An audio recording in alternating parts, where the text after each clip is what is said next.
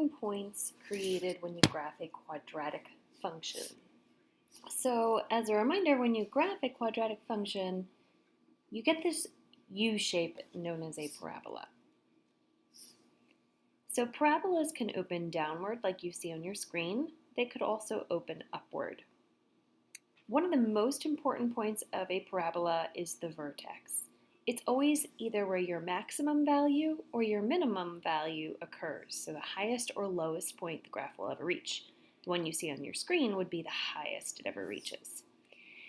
In context, you're going to see problems that ask you, well, if it's talking about the x value, and if often we've got time on your x, and the height of an object, if we're talking about throwing something or something flying through the air, something in motion, the x value would be about time. When does the object reach its maximum height is usually what's asked.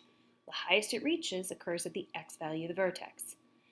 A slightly different question would be, how high does the object get, or what's the maximum height the object reaches? Well, that would be the y value because it's talking about the height.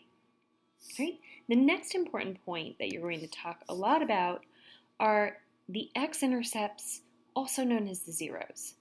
So at the positive x-intercept, you're going to be asked questions like, when does the object hit the ground? Or how long is the object in the air?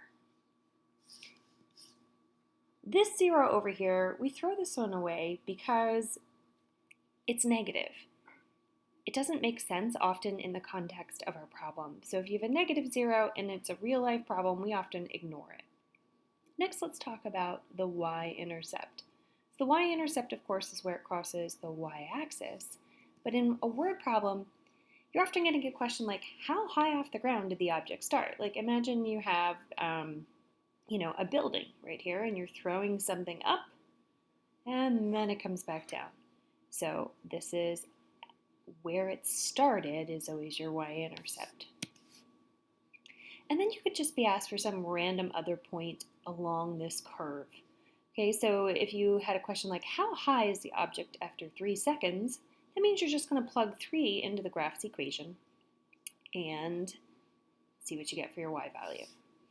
So let's look at a few different problems here. It says, a rocket launches straight up into the air. When will it reach its maximum height? So I think, when is it going to hit the height? Just kind of sketch it, and I'm like, oh, that's the vertex. All right.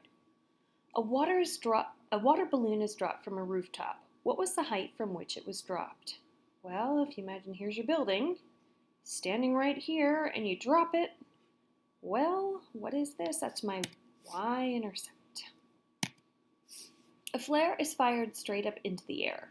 When will it hit the ground? So it goes up, hits the ground. What's this point called? It's an x-intercept, or a zero, it's also called. Then we have a ball thrown straight up into the air. How high will it be after 5.5 seconds? Well, 5.5 seconds is just going to be some point on the graph. I'm going to plug 5.5 into the function and get the y value.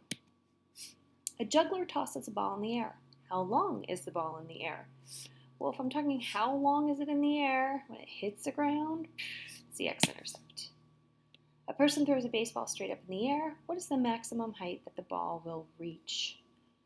Maximum height occurs at the vertex. But specifically, it's the y value of the vertex. All right, an emergency flare is fired straight up into the air. How high will the flare be after 4 seconds? After 4 seconds is just a point on the graph. A rock is dropped from the top of a skyscraper. It hits the ground after 6.5 seconds. What's the initial height of the rock? Well, your initial height is your starting point. Where it starts is the y-intercept.